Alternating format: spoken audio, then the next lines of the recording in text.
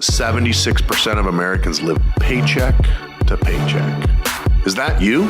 I'm the CEO of 5 different companies. I wasn't born into it. We lived on welfare, but I wanted more. I created this show, The School of Wealth, helping people escape poverty like I did. I want to help you out of that consumer debt, teach you how to increase your credit score, teach you how to make more money at your current job or your current business, and then how to actually create generational wealth without changing your lifestyle. It is going to be a lot of fun. This is not like regular school.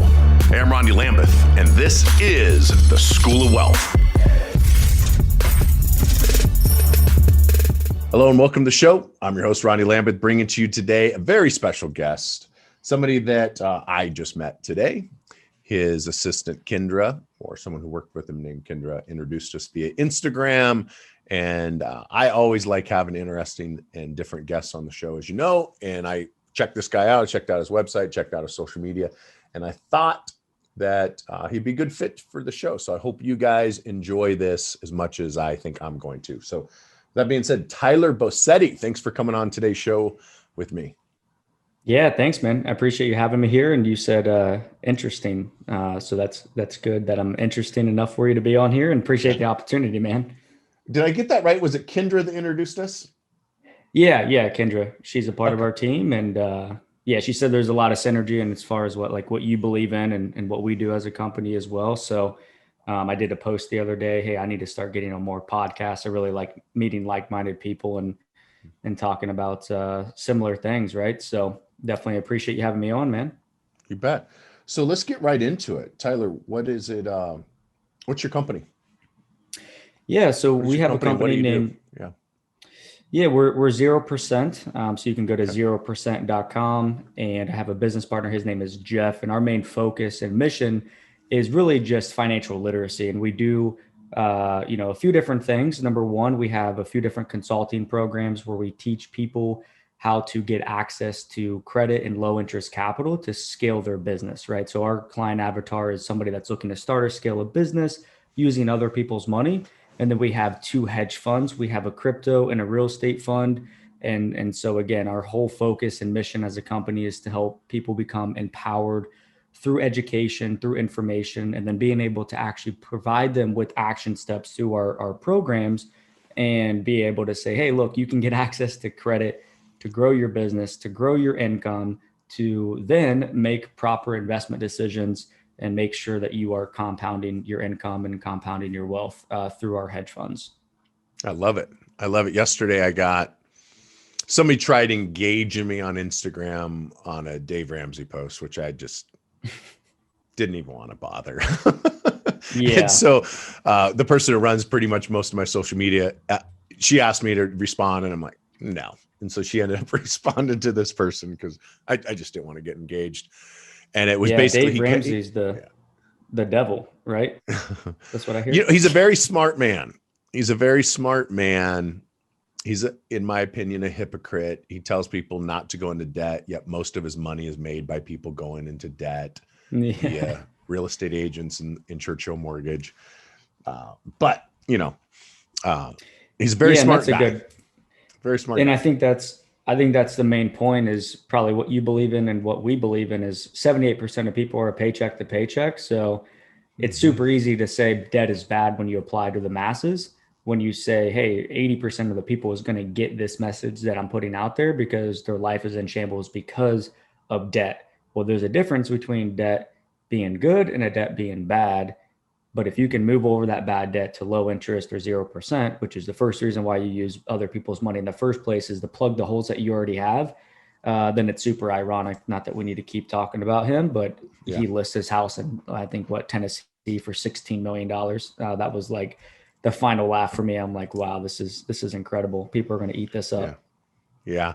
I had one of his co-hosts or co-authors or something was supposed to be on my show a few weeks ago. Unfortunately had a family emergency, so they weren't able to come on, but they're going to reschedule and come on the show because I'd love to have, that on there. And I don't disagree with the message because there are some people that should not have debt.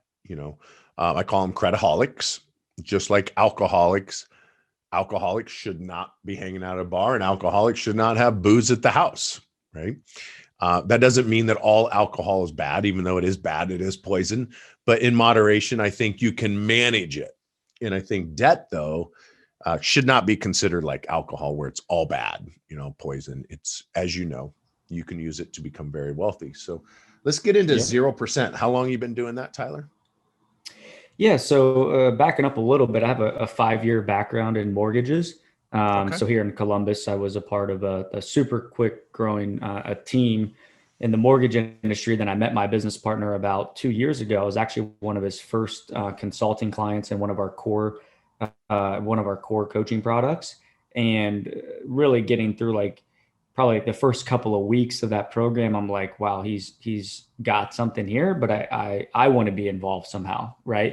Okay. So I just remember sending him an audio message saying, hey, I want to get involved somehow. I'm literally going to just walk into the office on, I remember it was a Labor Day weekend. So technically our office was closed for the mortgage side on Monday. I'm like, hey, I'm walking in on Tuesday.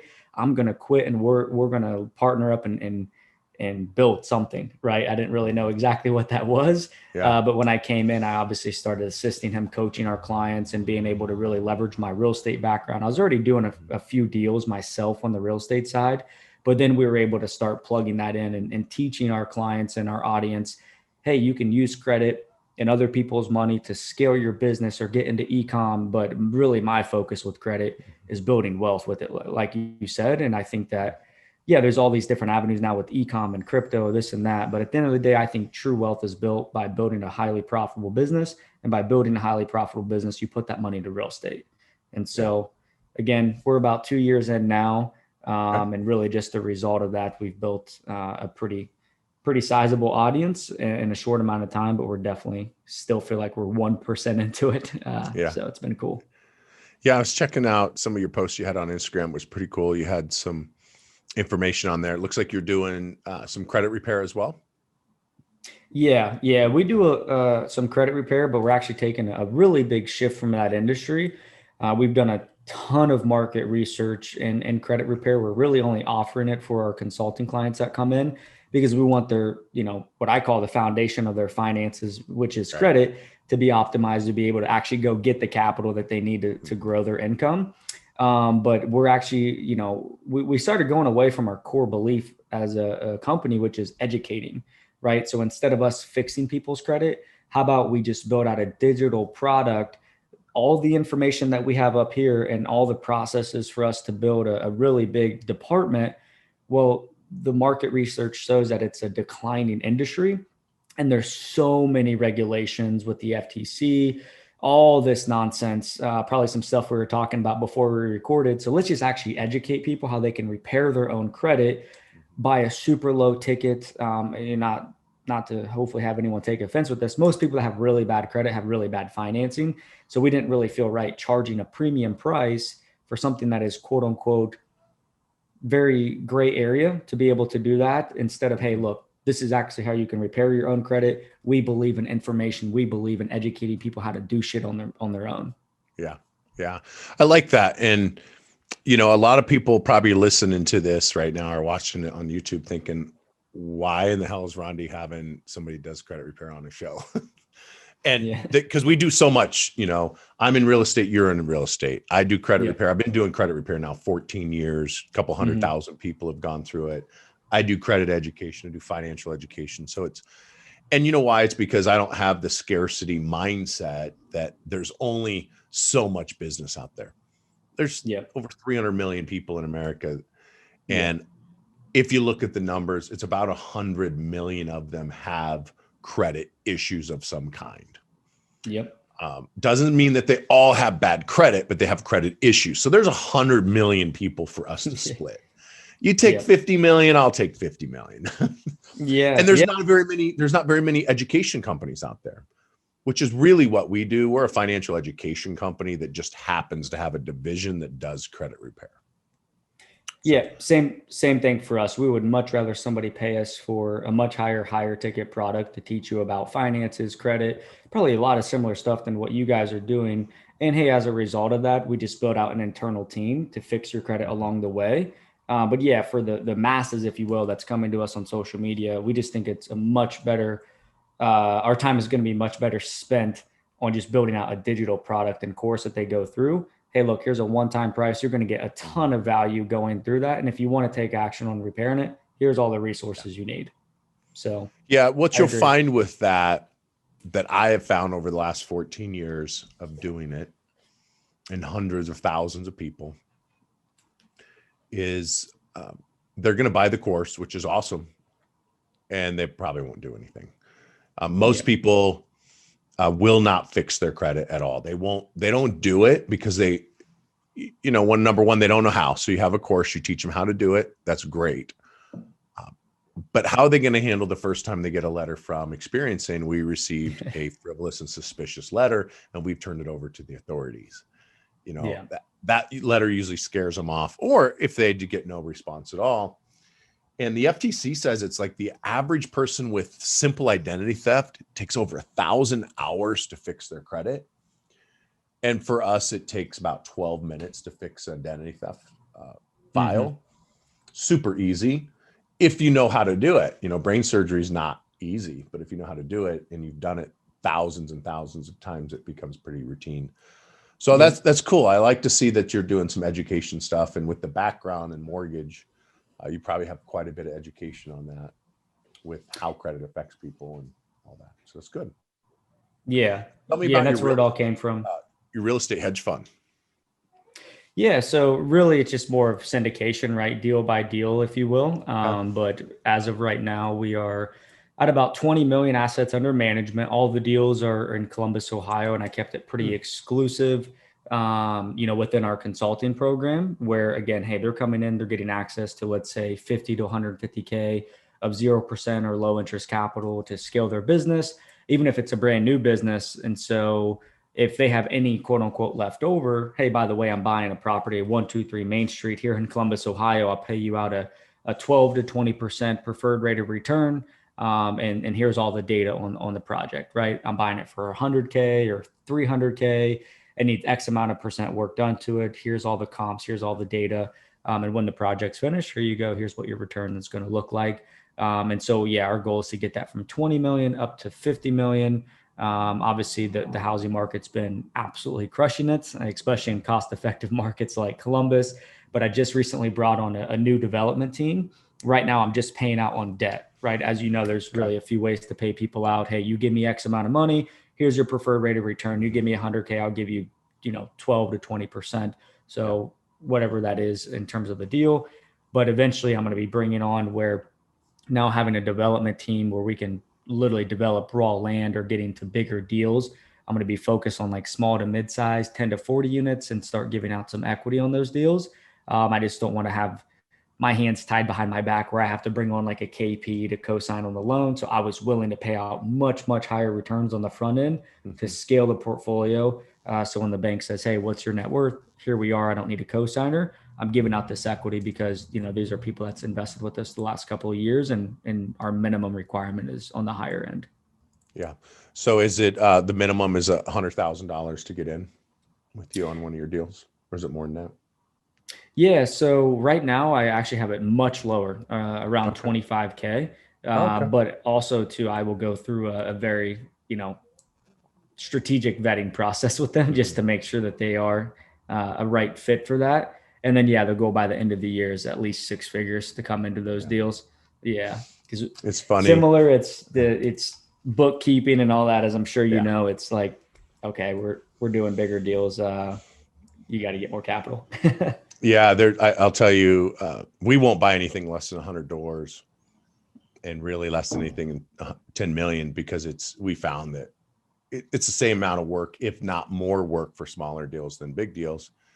And what's interesting, and you probably experienced this, is the people that give you $100,000 or more, they give it to you and you never hear back from them. I mean, they get their deposits every 90 days. I never hear from them ever. It's rare that we hear from them, because we send them monthly reports and stuff. But man, the people that give me like $5,000, it's like, hey, how's my money going? Can I get it back? And that's, yes, there's some SEC regulations in there there's actually quite a bit of regulation which requires some of the $100,000 minimums, but a lot of it is, it's just difficult to deal with people who are putting a couple $1,000s in. It's very interesting. The more money they give you, the less you hear from them, up to a point. And then that's the other thing. You know, we don't let our members have voting rights, and we don't let people put all the money in. Yeah. We'll break it up over a few projects. So yep, I couldn't agree more. And that's kind of what I'm starting to recognize from a growth standpoint the last couple of years is I have 25 active projects right now, and all of them are 1 to 10 units. So I have a single family home over here getting rehabbed, a 7-unit over here, a 6-unit. So obviously not the scale that you're at over, 100 plus units is not going to pique your interest. But I just had a realization. I'm like, okay, I got to get these guys that are developers that just built this team and have decades of experience. I got to convince them somehow to take on my deals, right? With no track record in the small to mid-size. But they obviously see the vision. They see what we're doing and whatnot and created rapport. But I had that realization like probably 3 to 4 months ago driving around. I'm like, what am I doing? Like raising money to go flip a property that you got for 200K, you need 50K from somebody, and it's worth 400 is literally more difficult than I said, hey, I'm going to pay you less returns on a 20 unit, and you're going to own 5% of it, maybe, right? Or you're not going to own any of it. They just want to see, people like to see bigger numbers. And then now I don't have 25 units, or 25 properties over 60 units getting rehabbed. I got like 1 or 2. You know what I mean? So I agree. Yeah, we have 6 properties, 95 million so far, somewhere in there. Nice. And I have 3 properties of that 6. So, but yeah, it's so much easier when you say, look, we're buying this $15 million apartment complex. It's 400 doors, cash flows this.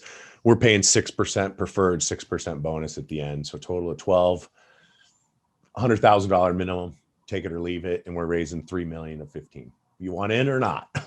And that's it. And that's our raise versus, man, these hard flips they're hard to raise. As you know, my partner, Corey Peterson, the big kahuna, that's what he did. He did all the flips. He was constantly doing flips. And then I did buy and holds, single family. And, all of it's great. I think everybody should start somewhere. So, and I did see on your Instagram page some really cool flips, and then some value added properties. So tell me about, one of your deals that you use credit. I did see that you use business credit, which is something that we have a business credit course. We teach people how to get business credit and then use that to buy real estate. Use your business credit cards for your down payments for your properties or whatever. So tell me a story on how you've used credit to maybe start one of these properties, or kind of like a not even a unicorn, because I've seen so many of them on your page that I know they're not unicorns, but give me one of your unicorn stories. Yeah. I think it's really good. I think real estate and really any type of venture, most people are like, how do I get started? There's all this, and this going on. And that's like the biggest thing I always try to drive home with people is just get your first deal, and you're going to figure out the due diligence. You're going to get burned here. You're going to get lucky here. You're going to learn here. But that's the biggest thing I always try to reiterate to my audience and people looking to get started is like, we just got to get the first one. But the best thing with money is if we can ever use anybody else's money, then you're mitigating your risk. And most of the time it's honestly pretty difficult, at least for the first couple of deals, for you to really make like actual good money, especially now more than ever in real estate, considering it's a hot market, right? So for me, that's exactly how I got started. The 5-year background in mortgages, I started realizing, okay, credit is super important. I saw 7,000 credit reports pulling people's credit every day. And then once I started understanding how you can leverage business credit and pull cash out of credit cards or pull cash from, lines of credit, I was like, wait, I wonder if I can 100% finance a deal without having to convince a seller to do seller financing or to do a lease option or do this, fancy Airbnb arbitrage. And what I quickly realized was, okay, let's go get some business credit cards, liquidate the money out of them, right? Where I can just literally have, like Melio or Plastique, or have someone invoice me for a service and then wire that money to the title company. And then most of the time, it's pretty difficult, as I'm sure you know, going to a residential lender to verify those funds, right? To verify those assets. So what I did was I went to a hard money lender and said, hey, if I can come up with a 25% down on this deal, can you guys finance the rest of it and cover the construction? Right. So just to throw out some numbers on the first deal I did use business credit was $100,000 purchase. Okay. They needed 20% down, and we were all in at like 180. So the rehab was like 80K, and it sold for, I think, around 250. Right. Okay. So I went, got some business credit cards, I liquidated and got the 20,000, sent the 20,000 to the title company. They confirmed, hard money lender dispersed the money like 48 hours later. And yeah, it is a little bit more expensive up front, but I didn't have to go raise money. I didn't have to use my $20,000 of cash. And I had some left over to pay for a little bit of the $80,000 construction and then finance the rest of it with that hard money lender. So that $180,000 deal was covered using everybody else's money, the business credit cards, as well as the hard money lender. And then great. Now I have, $70,000 of gross profit that I can 1031 exchange, roll over into the next deal. And then you just have yourself, a compounding effect in terms of scaling. Or obviously you could do the BRRRR strategy where you refinance out of it once you have tenants in there. Anything left over, you can, roll into the next down payment, never touching your cash. Right. So yeah, I bought some crypto for the first time on nice. 3 days ago. Yeah, 3 days ago. Good decision. And yeah, I bought a little bit of Bitcoin, like $500, not crazy. And I think it's up like $87 today, which is pretty freaking phenomenal, right? But I did buy a lot of ADA, which is Cardano. Mm-hmm. But it was just interesting seeing how that works, how it fluctuates so much. And I think Bitcoin still is not a true currency because there's no computer strong enough that can compound it, or not compound it, can compute once it starts getting traded as currency. But what the engineers say is we'll figure that out when it comes to that point. So it's interesting. So it's interesting to watch that go from nothing, and then you see someone do a tweet and it goes crazy. A lot of speculation. Yeah. One of the reasons I like real estate so much is it doesn't matter what Elon tweets, crypto's going to, or my real estate apartments are going to stay the same value. Right? Yeah. And trust me, I have the same mindset as well. Like I said, I believe in people, in order to be quote unquote wealthy, successful, to maximize your income potential. I think that you got to start number one with a business that provides value to the most amount of people as possible. Yeah, of course you can be super niche down in this one little area, but I think you should have a valuable business that's profitable, right? And it's similar to what you're doing, what we're doing. You have, high margins, it's digital products, it's applicable to everyone. And then the second piece is, okay, how do we mitigate our number one expense, which is taxes? You do that through real estate. There's literally no other asset class that says X comes in, X goes out. Like if you make $1 million in business, as I'm sure you know, goodbye to half of it unless you're protecting it in other lucrative ways, right? Yeah. But crypto is the best asset performing class in the last decade. And I'm happy to touch on that conversation a little bit more. You definitely made a good decision with Cardano, in my opinion, too. Yeah, I think it's, now that I learned about Cardano, I didn't even know what it was up until a week ago. And I like that you said that taxes being our number one expense in life, because people don't realize that. They think it's something. And what's crazy about it, Tyler, is it's what you can control. Mm-hmm. We can't control inflation. We can't really control the real estate market. We can't control electricity and gas and all that. But we have a say in how much taxes we pay. And it's crazy how many people dig a hole, stick their head in it, and ignore the fact that their business partner, Uncle Sam, takes half of what they make, puts nothing in, controls everything, and there's a way to divorce him so he gets nothing. But I start to go into my I think rabbit hole. Yeah. And I think it's always, obviously with you having a lot of success and whatnot, like it's always figuring out how can I give the most amount of value to people. And I always try to come back to like the data and the facts of, okay, most people are broke. They have zero money because of high interest debt. So that's why we use credit number one. That's why we have to get our finances aligned, is to plug the holes. You're not going to go from step 1 to step 5 if you're just leaking holes left and right with your finances. So what can we shave back? I'm the first person to not be a peasant and to act like you need to pinch your pennies, but the fact of the matter is you have a lot of credit card debt. You're overspending. So how do we mitigate that expense? And then the second piece is, like you said, the taxes, right? Like our number one expense and highest expense is going to be taxes. So we got to find a way to plug that. Then we can optimize, or then once we're optimized, then we can scale. Then we can grow a business. Then we can be profitable. Then we can buy an investment property. But if you don't understand those two things, at least get a good foundation built, then it's 3 steps forward, 5 steps back. Yeah, I totally agree with that, with one exception. And it's only because I'm going to try to disagree with something you're saying. Yeah, we gotta throw something. You said out that the number one reason they're in financial trouble, what I heard, and maybe you didn't say this, was the reason they're in financial trouble is because they're the credit card debt. They're in financial trouble because they spend too much money. It's not the evil credit card. It's they're spending too much. And quite frankly, there's only 5 states that even have basic financial education. Yet all states have required sex education, even down into like elementary school. But they don't teach us anything about money. They don't teach us about money, credit, taxes, nothing. I think that's done on purpose.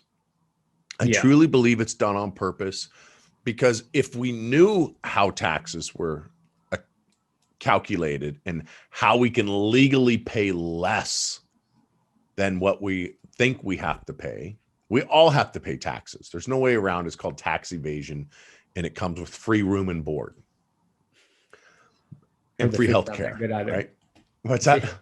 I heard the food's not that good, is from what I hear. Yeah, it's free room and board, free healthcare, and you're guarded by people with guns. It's perfect place to live, right?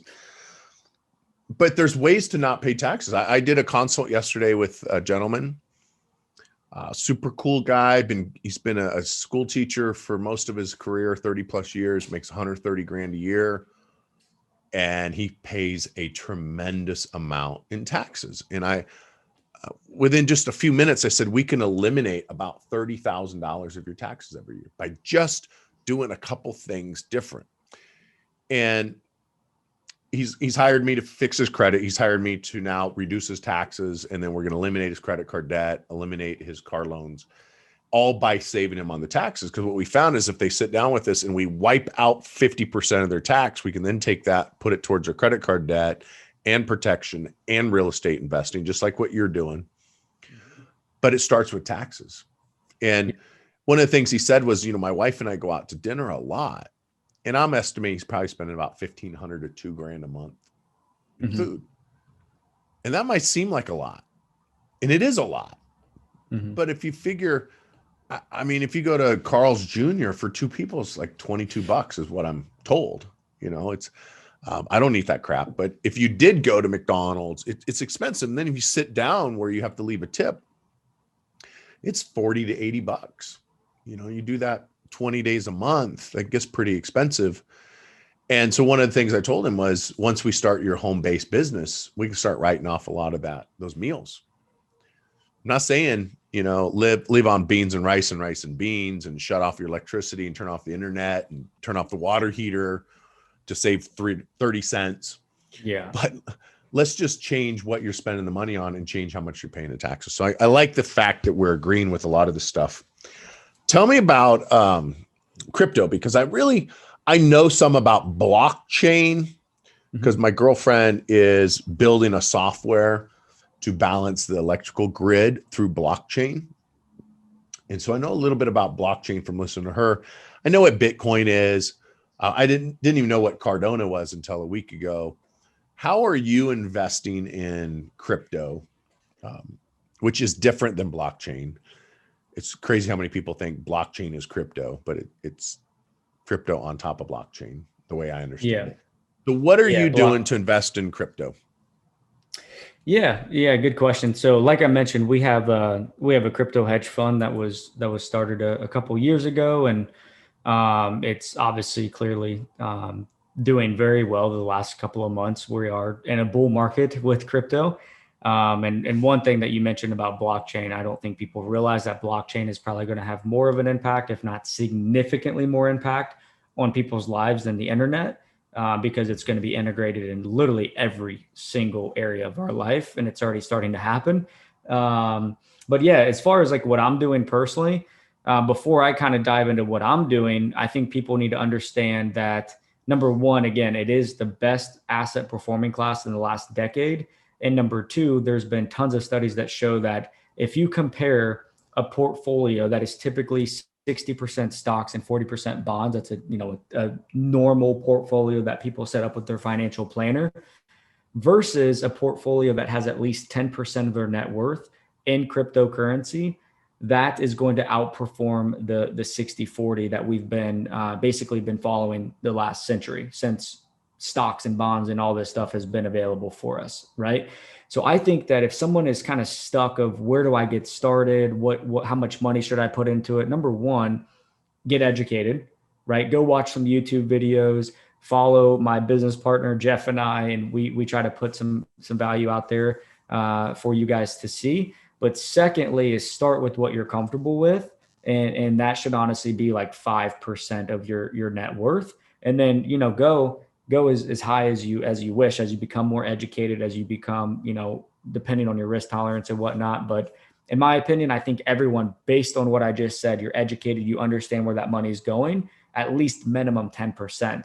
And what I'm doing right now is I'm being very aggressive. I'm riding this bull market up, and I'm going to make a ton of money on the way down. If you understand how to make sure that you are mitigating risk along the way. So about 60% of my net worth is going into crypto easily over the next 6 to 12 months. We're going to make a lot of money on the upturn, a lot of money on the downturn. And what I'm going to do is I'm going to, probably have to pay some lovely money to the IRS, but the profits from there, I'm going to go put over here into real estate, right? So what most people don't realize as well is any asset, whether it's money you have sitting in the stock market and you can get a security line of credit, or an investment property that you own free and clear and you can do a cash out refinance or home equity line of credit, depending on what's going on with lenders. The last thing I was kind of waiting for with crypto to be like a real big advocate of it is leverage, right? Being able to say, okay, I own X amount of Bitcoin or X amount of this coin. Can I actually go borrow against this, right? Can I borrow against it and deploy back into that asset class, or can I borrow against it and go buy more real estate? And so there's different wallets now like Celsius, BlockFi, where not only can you earn interest of that money just sitting there, so now it's become a store value, right? Instead of these big institutions, Elon Musk, and I'm very confident Apple will probably come out and say they invested back in January. They haven't made that announcement yet, but they probably did. But there's no reason for them to have hundreds of millions of billions of dollars sitting in these lousy bonds that are very low performing. We printed off over 30% of our money supply in 2020. We just approved a $1.9 trillion stimulus. People don't realize that these big institutions have hundreds of millions of billions of dollars sitting in the US economy, growing at a 2 to 3%. They know the moment that pandemic hit this time last year, our inflation is projected to go up to 15%. So if your money is not growing at 15% over the next 12 to 24 months, good luck. Whether that's in your business, whether that's back into real estate, and really, if that's not in crypto, I don't see any other asset performing class that's going to outperform those three. And that's what we're seeing is those institutional money moving in, which is why we're seeing it drive up, the value of Bitcoin, Ethereum, Cardano. Really, honestly, every coin is going to be probably crushing it over the next 6 to 9 months. Yeah. And that's, you brought up some really interesting points there.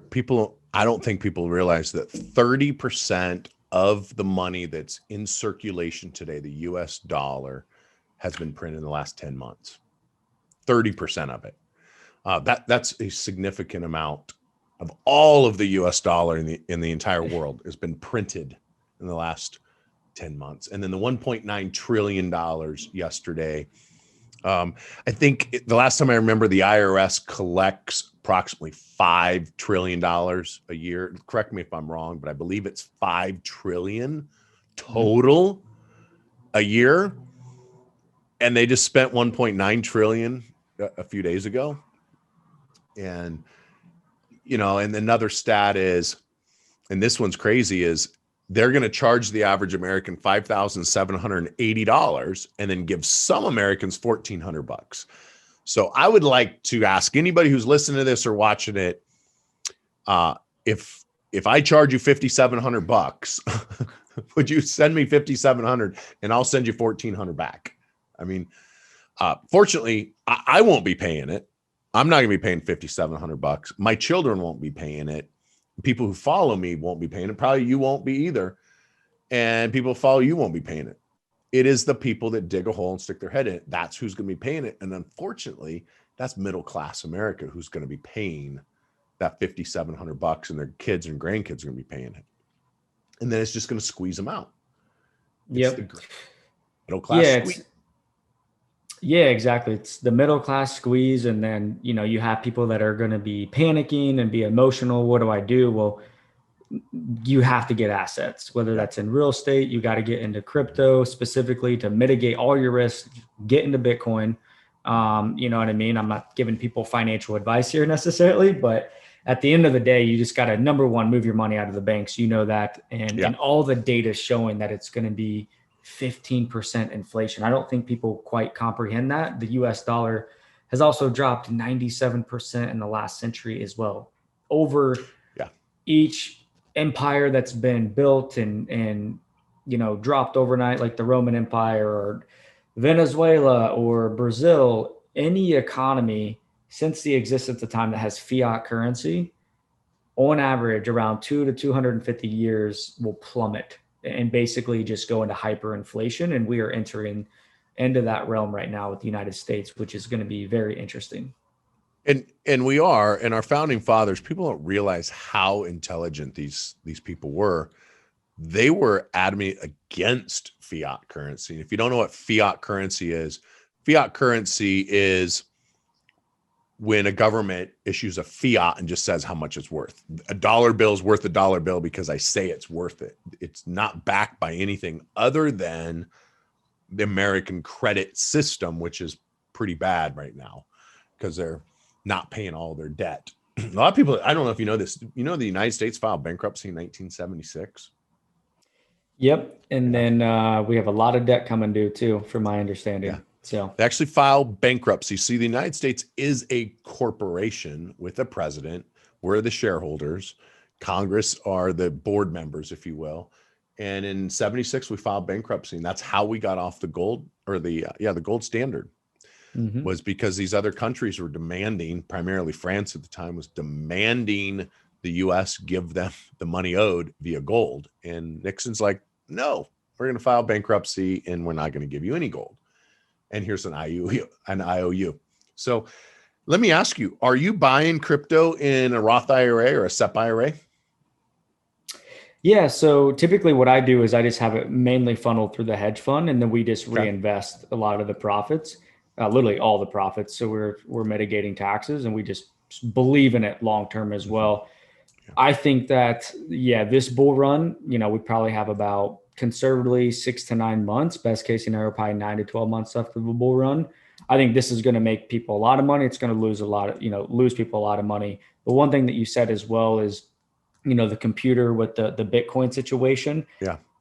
Technology is just not quite there yet. In about the next 2 to 4 years, when we go back into another bull, I think that's going to be the biggest growth. It'll be like the industrial revolution of crypto, I think, in the next couple of years. So if people can start educating themselves now, understand how to use these different wallets to, you know, move money in, buy it through an IRA, buy it through these different lucrative tax accounts so you can, you know, mitigate and not, you know, have a taxable event, if you will, then this is kind of like that nice little testing period, in my personal opinion. Again, you can make a ton of money. You can obviously lose a ton of money no matter what's happening in any market. But I really believe this in like 2 to 4 years, technology will catch up and the whole world's going to know about it. 3 to 4 years ago, it was like, your crazy cousin talking about Bitcoin. Now everyone's like, okay, I'll throw $500 and okay, I'll throw 5,000, 50,000. This next go around, the banks are now filing stuff to be able to have the rights to tell their clients, hey, they need to start being into crypto. So I think now more than ever, just get educated and figure out what strategy works best for you. Yeah, I think people don't realize that you can set up a self-directed Roth IRA. You can do a SEP IRA if your business owner put up to $52,000 a year into your Roth IRA, even though most people are told it's a limit of $6,000. If you do it through what's called a backdoor IRA, if you're married, you can do $52,000. I don't know if I said 56, but it's 52,000, 26,000 per person. And it's a great way to buy the crypto in there, because then it's 100% tax-free through your Roth. And then you can borrow from it and have them pay you the money for real estate.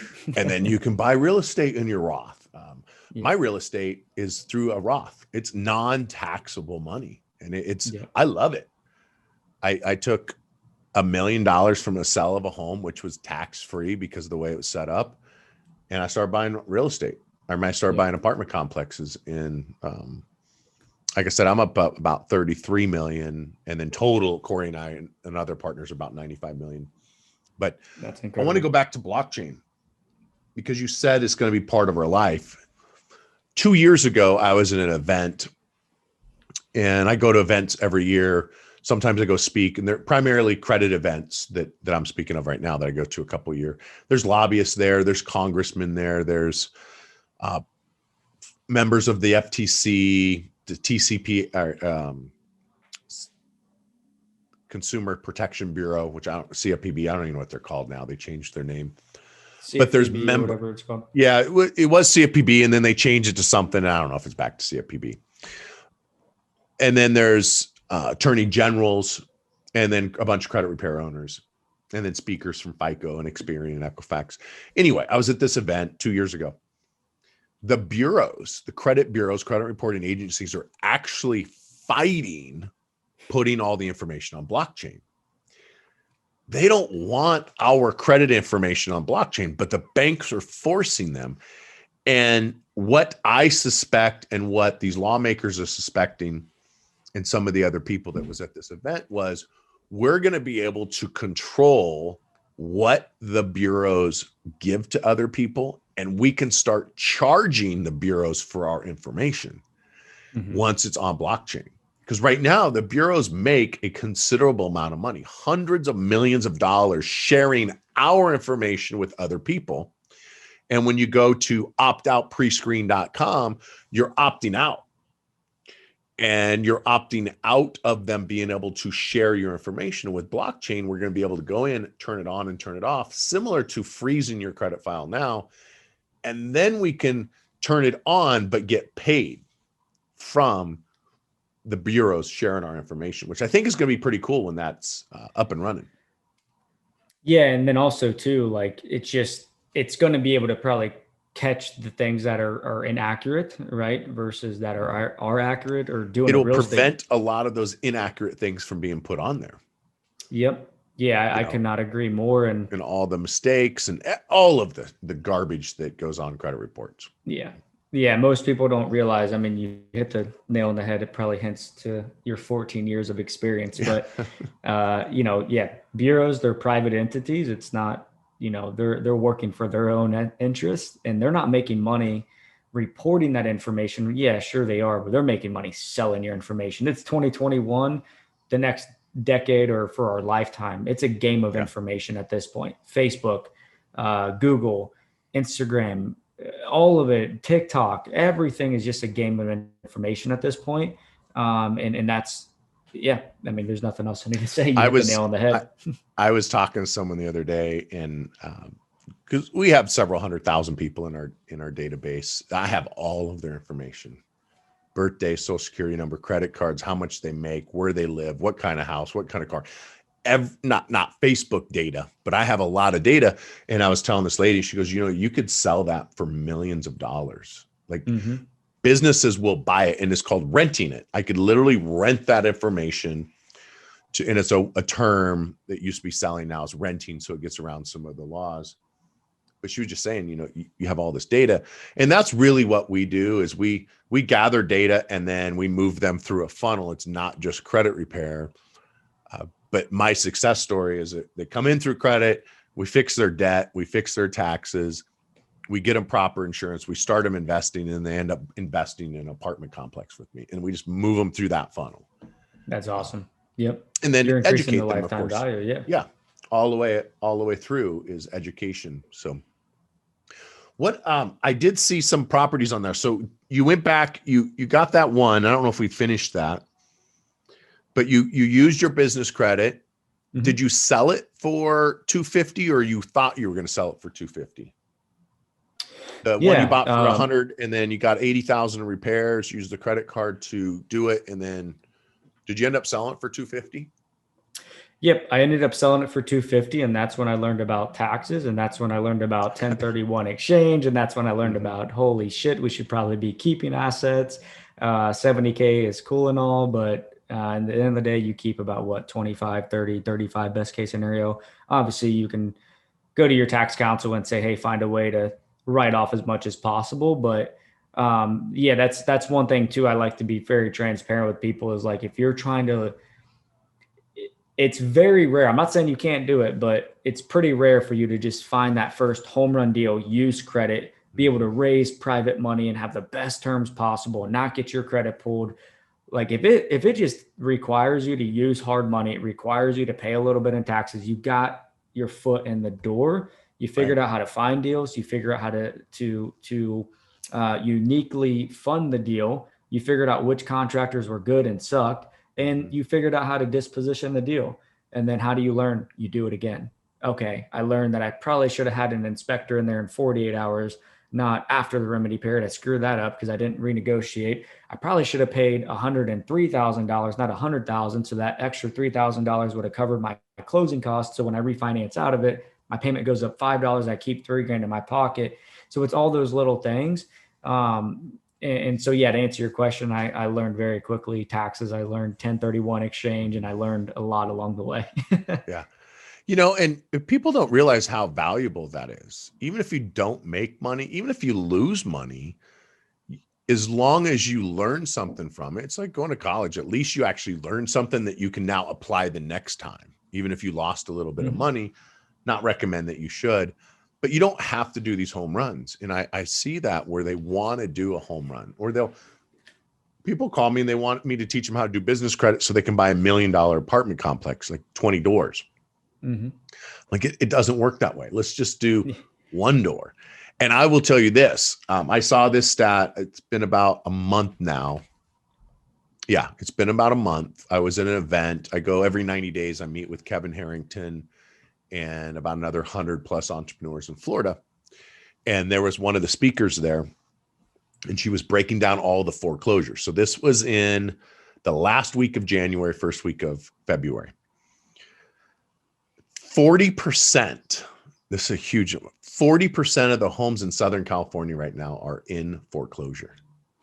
They're in the status of they can legally be foreclosed on, but because of the moratorium, they can't be legally foreclosed on.